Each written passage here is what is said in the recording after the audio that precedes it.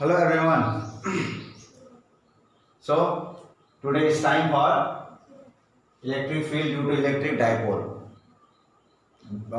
Previously, in the previous lecture, I discussed the properties of electric dipole, definition, dipole moment, and some difference between electric field due to dipole and electric field due to point charge. Okay, and we did some graph also. For your reference, you can type lecture number 14. Okay, which is being uploaded. Lecture number 14 you can see, and you can have a clarification there. And then today we will do electric field due to electric dipole. तो देखो बच्चों, electric field due to point charge का क्या था 1/r², और electric field due to dipole का क्या है 1/r²। ये वेरिएशन है। So it is special type of electric field due to electric dipole. ठीक है, और इलेक्ट्रिक डाइपोल मॉलिक्यूल्स में पोलर मॉलिक्यूल्स, नॉन पोलर में भी हो सकता है। अगर इलेक्ट्रिक फील्ड अप्लाई करें तो मैंने वो बताया था। वो फिजिकल सिग्निफिकेंस है। इलेक्ट्रिक डाइपोल पढ़ने का सिग्निफिकेंस क्या है? What is the physical significance? It is that to study the molecular aspect, molecules, the study of molecules of different substances. We can understand, yes, there is a link between positive charge and negative charge, and there is electric dipole. So there is a dipole moment. Okay, so it helps in the further studies of molecules, especially polar molecules, and under the electric field, non-polar molecules, they will have dipole. Okay. There is a point dipole also. Sometimes it is asked. Point dipole means where suppose both the charges are together. This distance that is 2a is very much less than r, or very much less than q. Magnitude of the distance is very much less than q. Q is there but distance is not there. That means it is a point charge, very small. That's why in our derivation we take the distance between the two opposite charges in a dipole very small, as compared to the distance r of the field point. इसको point dipole बोलते हैं, है ना। और polar molecule में, polar में जैसे मैंने डिस्कस किया था, पोलर मॉलिक्यूल्स में क्या होता है, जैसे कि मान लो H2O है ना। इसमें OHH, ये 2 टाइम्स लगेगा, तो कोई बात नहीं है। तो इस तरह से ऑक्सीजन हाइड्रोजन का एक ये होता है, डाइपोल होता है। तो ये परमानेंट है, परमानेंट डाइपोल सिस्टम है। ठीक है, परमानेंट डाइपोल है। यहाँ पे इसको ऐसे भी लिख सकते हैं OHH, ये डाइपोल, ये भी डाइपोल हो गया। यहाँ पे ऑक्सीजन का नेगेटिव चार्ज 2 है, -2q। देख लो, ये -2q है, यहाँ पर +q है, पॉजिटिव चार्ज होता है, यहाँ पॉजिटिव चार्ज होता है +q। तो यहाँ से लेकर यहाँ तक एक डाइपोल हो गया, -q टू यहाँ 2 कर देते हैं इसको। ठीक है, -q और यहाँ -q। इसको इस तरह का एक क्वेश्चन मैंने करवाया था। एक ही जगह पर 2 चार्ज है, -q, तो -2q हो गया। तो इधर में एक डाइपोल हो गया, इधर में एक डाइपोल हो गया। तो दिस इज परमानेंट, ये ऑलरेडी होता ही है, permanent dipole. But non polar में क्या होता है, जैसे CO2 है ना। CO2 में क्या होता है कि ये C डबल बॉन्ड O, यहाँ पर कोई चार्ज नहीं है, ये इलेक्ट्रॉन शेयरिंग से हो रहा है। हाँ, तो यहाँ पे आयंस फॉर्म नहीं करते हैं, they don't form ions, so no dipole. But under the action of electric field, अगर इलेक्ट्रिक फील्ड लगा देते हैं तो ये CO2 का क्या है, positive charge negative charge separate हो जाएगा। इलेक्ट्रिक फील्ड में इधर पॉजिटिव होता है ना। मैं बहुत तेजी से बोल रहा हूँ, बोलना पड़ता है, क्या करें। इधर नेगेटिव होता है, पॉजिटिव नेगेटिव। तो अगर मैंने यहाँ पे CO2 रख दिया है ना, तो यहाँ पर O है, डबल बॉन्ड C है। हाँ, फिर डबल बॉन्ड O है, या तो इलेक्ट्रिक फील्ड मैंने ऐसे लगा दिया, तो इसमें भी पॉजिटिव नेगेटिव है, और यहाँ पे चार्ज का रीअरेंजमेंट हो जाएगा, चार्ज का रीअरेंजमेंट हो जाएगा, और ये चार्ज का जो पॉजिटिव चार्ज का कंसंट्रेशन है, सेंटर ऑफ मास है, और नेगेटिव चार्ज का जो सेंटर ऑफ मास है वो अलग हो जाएगा। अदरवाइज इससे पहले क्या था कंडीशन, इसमें कंडीशन क्या था, प्लस माइनस एक साथ था, the centre of positive charge and centre of negative charge they lie together, that's why they don't have dipole, but in water the centre of positive charge and centre of negative charge don't lie together, एक साथ नहीं रहते, अलग थोड़ा सा distance maintain करके रहते हैं।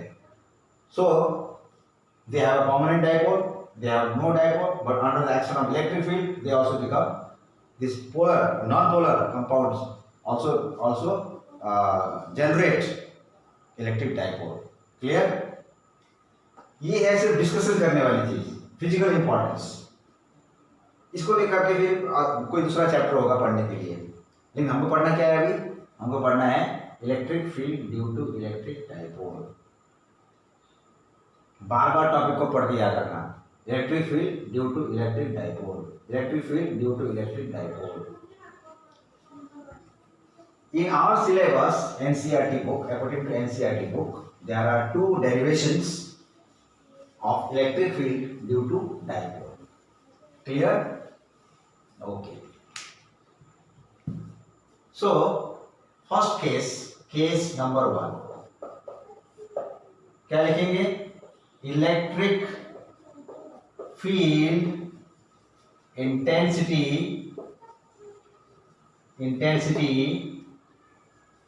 at intensity due to an electric dipole, पूरा लिखा देता हूं मैं, इलेक्ट्रिक डाइपोल है ना, at a point P बता दिया मैंने, P at a point on the axis of dipole है ना, dipole at a distance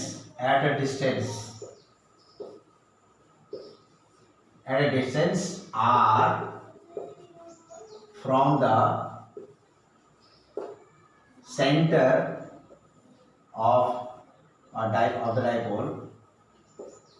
of the dipole length। पूरी तरीके से क्वेश्चन लिख दिया। कभी कभी शॉर्ट क्वेश्चन में क्या आता है, find the electric field on the axial point due to a dipole.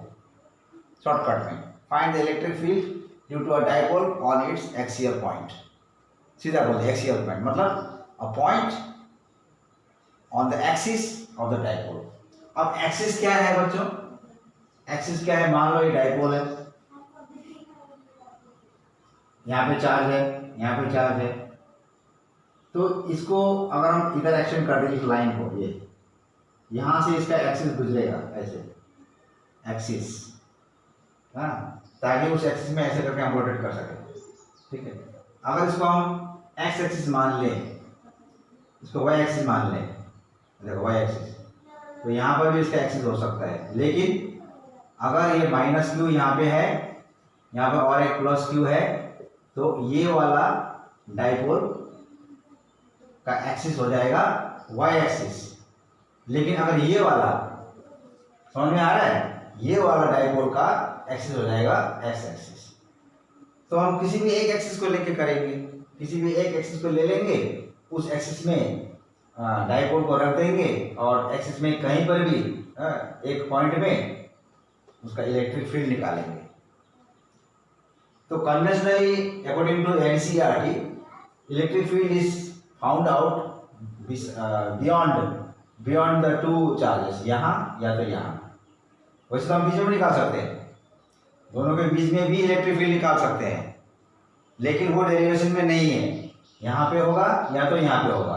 ठीक है, क्लियर है? अच्छा, तो ये है एक्सिस का, इस क्वेश्चन का मीनिंग कि ये डाइपोल है, उसका जो एक्सिस है एक्सिस में कोई भी एक पॉइंट होगा, उस पॉइंट पे इलेक्ट्रिक फील्ड निकालना है। मान लो यहाँ पर ये पॉइंट है, इलेक्ट्रिक फील्ड निकालना है, और उस पॉइंट की दूरी क्या होगी बच्चों?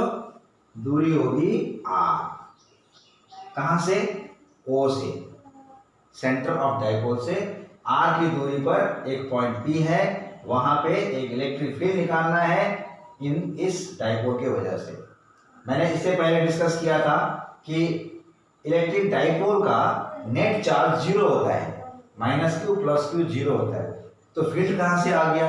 मैंने बोला था इलेक्ट्रिक नेट चार्ज 0 होता है, फिर भी उसमें इलेक्ट्रिक फील्ड होगा। That's the speciality of electric dipole, है ना। एक इलेक्ट्रिक फील्ड वो क्रिएट करता है ना। तो उसी को हमको आज करना है, ठीक है। तो यहाँ पे हमको इलेक्ट्रिक फील्ड निकालना है।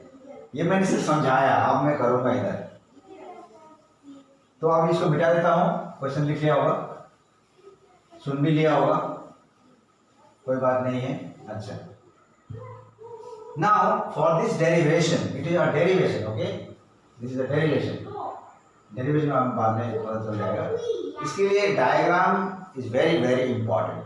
डायग्राम बिल्कुल सही तरीके से बनाना है। तो मैं करता हूँ क्या, यहाँ पे एक -q ले लिया, पॉइंट ए पे ले लिया, इसको 1 कह दिया। कुछ दूरी पर और एक चार्ज ले लिया मैंने, इसको -q बोल दिया। ये पॉइंट बी है हमारा, ये चार्ज नंबर 2। अच्छा, अब इसका एक्सिस ऐसे ड्रॉ कर दिया, इधर भी एक्सिस ड्रॉ कर दिया। इतना समझ में आया? Okay, this is dipole. इसका जो लेंथ है मान लो 2a, मैंने बोला था 2l भी हो सकता है, 2a भी हो सकता है। हाँ, एनसीईआरटी बुक में 2a है, इसलिए 2a कर दिया, क्योंकि बाद में बच्चे पढ़ेंगे एनसीईआरटी बुक, फिर उस 2l से हम कर रहे हैं डेरिवेशन, फिर थोड़ा सा कंफ्यूजन क्रिएट हो सकता है। अदरवाइज 2l और 2a सेम होता है, कोई भी लेके करो। सेंटर ये है O, तो ऑब्वियसली इसका dipole moment from negative to positive, याद रखना ये चीज को। डाइपोल मोमेंट है ना। What is dipole moment? Do you know dipole moment? Moment formula क्या है? Q any charge into 2l। उधर साइड में देखते रहना, ठीक है। डाइपोल मोमेंट का फॉर्मूला ये है, ओके। अब देखो, ये हो गया डाइपोल सिस्टम 2a, तो ये पार्ट A हो जाएगा, ये वाला पार्ट भी A होगा, दैट इज अंडरस्टूड। अब P पॉइंट हमने यहाँ लिया, मान लो P पॉइंट यहाँ लिया। अगर चाहे तो हम यहाँ भी ले सकते हैं, दोनों तरफ से देखना पड़ेगा। इसको मैंने R मान लिया या तो P डैश मान लिया। P can be anywhere, this side और this side, it can even be in the middle में भी हो सकता है, हाँ। But we are doing from here as per the NCERT guidelines, okay। तो इसकी दूरी क्या होगी, यहां से दिखा देते हैं R के डिस्टेंस पे एक पॉइंट लिया है, हाँ। वही R इस पॉइंट का पोजीशन वेक्टर हो जाएगा, O is the origin, then R vector will denote the position vector of point P from origin, okay। अच्छा, तो ये पार्ट A था, ये भी A था। अब बताओ ये -q से, नहीं ये +q, sorry by mistake, by slip of hand, ये +q से P का डिस्टेंस क्या होगा, कोई बताएगा मुझे? ये कितना, OP, मान लो ये O है, OP कितना, OP R, और BP कितना, नहीं चलिए, OB कितना, ये A, तो R माइनस A ये हो गया। तो इसका डिस्टेंस हो गया हमारा R - A, ये ठीक है, R - A। Take your time and draw properly, otherwise there will be confusion. इसको मैंने यहाँ दिखा दिया, चलो इसको मैं दिखाता हूँ। अब इसकी दूरी क्या है, यहाँ से -q से शुरू करते हैं, ये रहा 2a, नहीं ये रहा a, AO प्लस, यहाँ दिखा देता हूँ, AP निकालना है ना, AP is equal to AO plus OP। बोलो क्लियर है? AP equals to AO plus OP। Clear है? हाँ, तो AO कितना है? A है ना, और उधर का क्या है? R, यानी कि R प्लस A, और ये वाला R माइनस A। लिख दूं R प्लस A, ये हो गया P पॉइंट। अगर ये P डैश ऐसे ही मतलब फील एक सोचने के लिए होता है कि अगर यहाँ ले तो क्या निकाला जा सकता है? हाँ, निकाला जा सकता है। अब देखो यहाँ पे, देखो इस पॉइंट P में प्लस क्यू की वजह से P पॉइंट में फील्ड कैसा होगा? Away from the charge. उसको मैं क्या नाम दूं? यहाँ पर 1 लिखा है ना, नहीं ये 2 होगा। अरे क्या बात है, 1 लिख दिया। अच्छा 1 2, चार्ज नंबर 1, चार्ज नंबर 2, तो ये E2 हो जाएगा, E2 इस तरफ। और इसी पॉइंट पे माइनस क्यू की वजह से फील्ड कैसा होगा? Towards the charge. बहुत बड़ा होगा कि छोटा होगा? डिस्टेंस बहुत ज़्यादा है, ये शॉर्ट डिस्टेंस है, इतना बड़ा वेक्टर, इसकी वजह से इलेक्ट्रिक फील्ड। लेकिन यहाँ से यहाँ तक डिस्टेंस काफ़ी ज़्यादा है, यानी कि R प्लस A है, तो if the distance is more, electric field will be less, इसकी वजह से। तो इस तरफ, इस पॉइंट पे है ना, ये इलेक्ट्रिक फील्ड थोड़ा छोटा हो जाएगा, E1। Understand properly this one. E2 is the electric field at point P due to plus Q, which is shown by a longer vector. अच्छा, because it is nearer. And E1 is the electric field at P due to minus Q, which is in this direction, shown by shorter vector. अब बताओ, इन दोनों का जो resultant आएगा superposition करने से, इन दोनों को माइनस करना पड़ेगा। They are opposite in direction. Minus करने से ये वाला कुछ बच जाएगा। Net electric field will be towards the greater vector. ये वेक्टर लॉ में पढ़ा था हम लोगों ने। ओके, ठीक है। अच्छा, ये तो मैंने मिटा दिया। Dipole moment is equal to Q into 2A, 2L या 2A। अब यहां सोचते हैं, यहां पर आ जाओ। इस पॉइंट पे माइनस क्यू की वजह से फील्ड किधर होगा?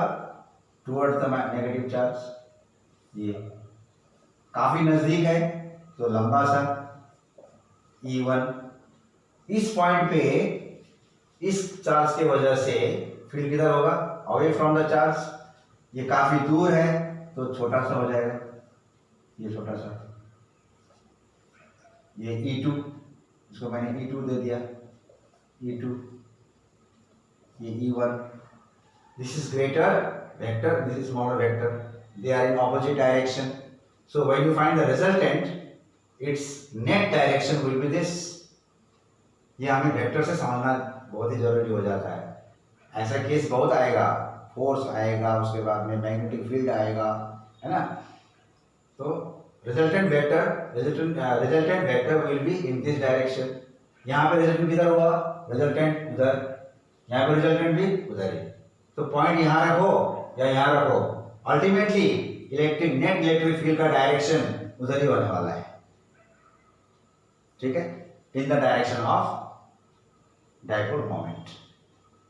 ठीक है, कभी कभी डायपोल मोमेंट का ऑपोजिट भी हो जाता है, लेकिन यहाँ पे इस केस में एक्सियल पॉइंट क्या बोला था question? Electric field due to dipole at a point on the axis. तो डायपोल मोमेंट का और नेट इलेक्ट्रिक फील्ड का डायरेक्शन सेम होने वाला है।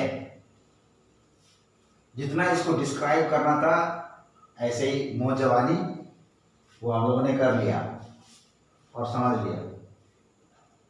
इसको ऐसे करके देखते रहना है क्या हो रहा है यहाँ पे। अच्छा, माइनस क्यू है, प्लस क्यू है, डायपोल हो गया, लेंथ क्या है? 2a है, सेंटर कौन सा है? O है। अच्छा, P पॉइंट कहाँ पे है? यहाँ पे है। कितनी दूरी पर, r पे।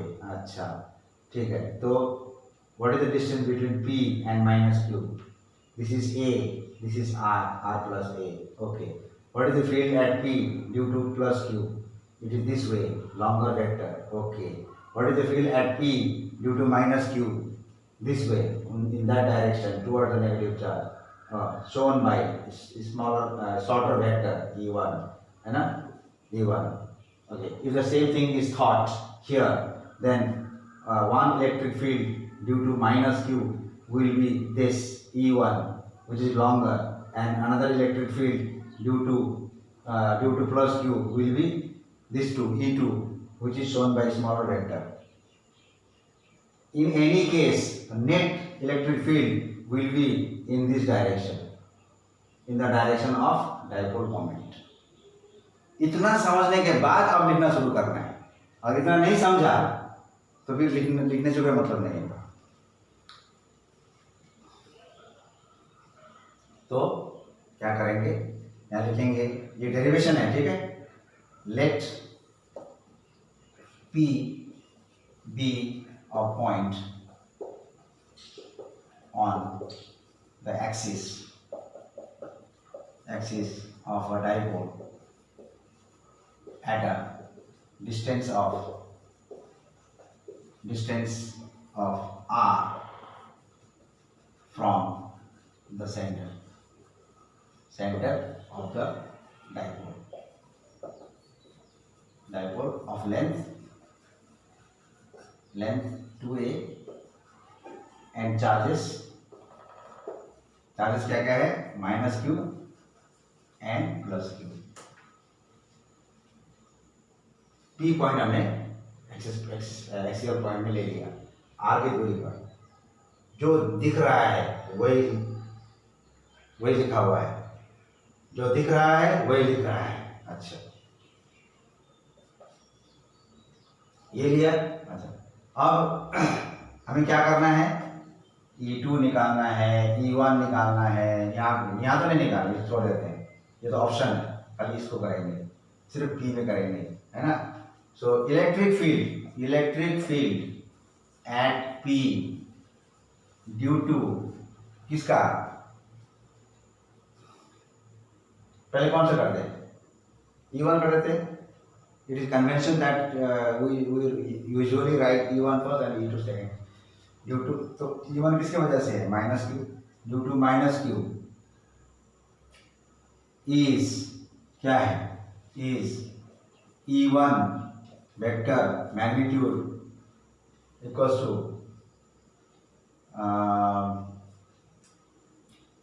टू क्या हो जाएगा, क्या है E का फॉर्मूला, के क्यू बाई आर स्क्वायर। तो के क्यू बाई आर, इसका डिस्टेंस कितना है, यहां से आर प्लस ए का स्क्वायर, ठीक है। अलोंग किसके डायरेक्शन में, अलोंग, इधर आ रहा है ना ये, अलोंग पी ए, ऐसे पी ए बोलो या पी बी बोलो, अलोंग पी ए, ठीक है। ये हो गया। फिर electric field due to electric field at P due to plus Q is E2 is equal to k q by क्या है, इसका डिस्टेंस कितना है, r minus a square, along कौन सा डायरेक्शन में, उधर, अलोंग BP, ऐसे BP, अलोंग BP। ये दो इक्वेशन हो गया।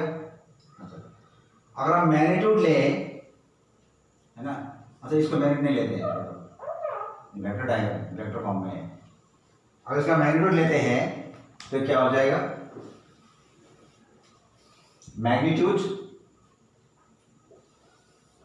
magnitude of E1 equals to magnitude of E2 is equal to KQ, नहीं है, सॉरी बराबर नहीं है, चलो छोड़ो इसको। अच्छा, अब बताओ कि नेट इलेक्ट्रिक फील्ड निकालना है, यहाँ पे क्या करना चाहिए, दोनों वेक्टर को सब्ट्रैक्ट करना चाहिए। अच्छा, तो E net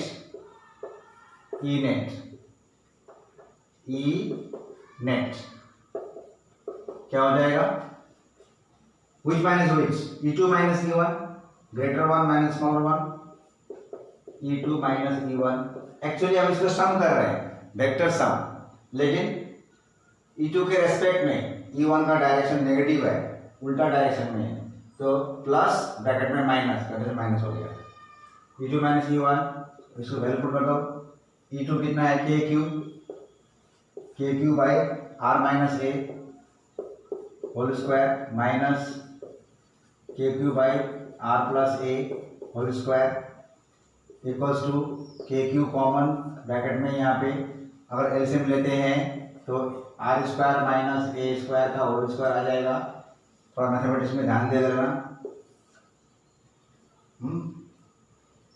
practice some maths, you find LCM equal to this, और यहाँ पे क्या आ जाएगा, r plus a whole square इधर आ जाएगा, फॉर्मूला क्या आ जाएगा, r square plus a square plus 2AR, फिर यहाँ पे माइनस से मल्टीप्लाई करो, आर माइनस ए का होल स्क्वायर क्या होगा, r square plus a square minus 2AR, minus से मल्टीप्लाई कर देने से minus r square minus a square plus 2AR,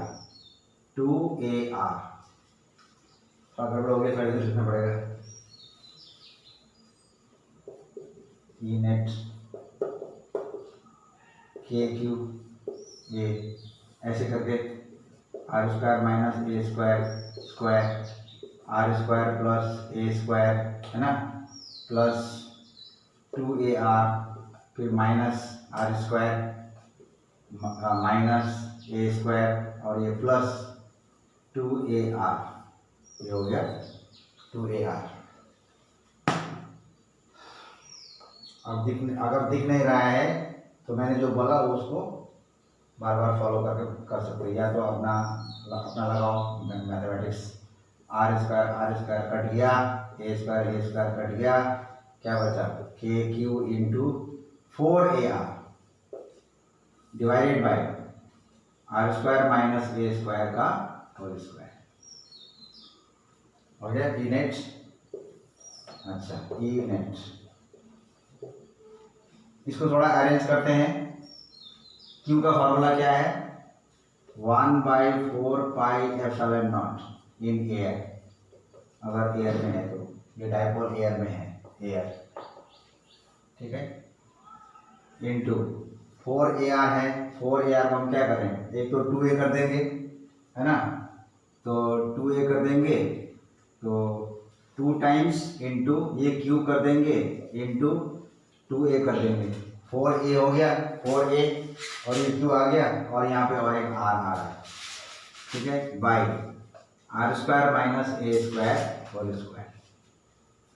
now और special concept here, special concept हमको क्या करना पड़ेगा कि अगर ये डायपोल बहुत छोटा है, for small dipole think r और ए में क्या रिलेशन होगा, अगर डायपोल बहुत ही छोटा है, तो ये ए क्या होगा, बहुत ही छोटा होगा, ए बहुत ही छोटा होगा, और आर यहाँ पे है, यहाँ तक, तो आर काफी बड़ा हो रहा है ए से, फॉर स्मॉल डायपोल, तो for small dipole this is assumption, okay, dipole r is much greater than a, समझ में आ रहा है, डायपोल इतना छोटा है, इतना, ए तो और छोटा होगा, और इसका डिस्टेंस काफी बड़ा है, तो R is much greater than A for small dipole, this is special condition, ये कंडीशन जिसको हम लोग क्या बोलते हैं, एजम्पशन, स्मॉल डायपोल के लिए, हम लोग स्मॉल डायपोल के लिए कर रहे हैं, मॉलिक्यूलर लेवल। अच्छा, तो ई नेट, अच्छा, अगर ऐसा हुआ तो एज आर स्क्वायर अगर a square is much smaller than r square, और ए छोटा है तो ए स्क्वायर भी तो छोटा होगा आर स्क्वायर से, हाँ, so a square is dropped, a square को ड्रॉप कर दिया as a square tends to 0. Clear cut. For a small dipole, r is much greater than a, so a square also much smaller than r square. So a square is very very small, so it is dropped because a square is almost 0 as compared to r. अब ये drop हो गया तो क्या आएगा बताओ, क्या आएगा? ये ड्रॉप हो गया तो सिर्फ r स्क्वायर बचा. चलो करते हैं. E net इक्वल्स टू, अच्छा इसको मैग्नीट्यूड लेते हैं. यहाँ पे डायरेक्शन यहाँ पे कर देंगे हम लोग p वेक्टर. ठीक है, p वेक्टर हम r वेक्टर भी कर सकते थे.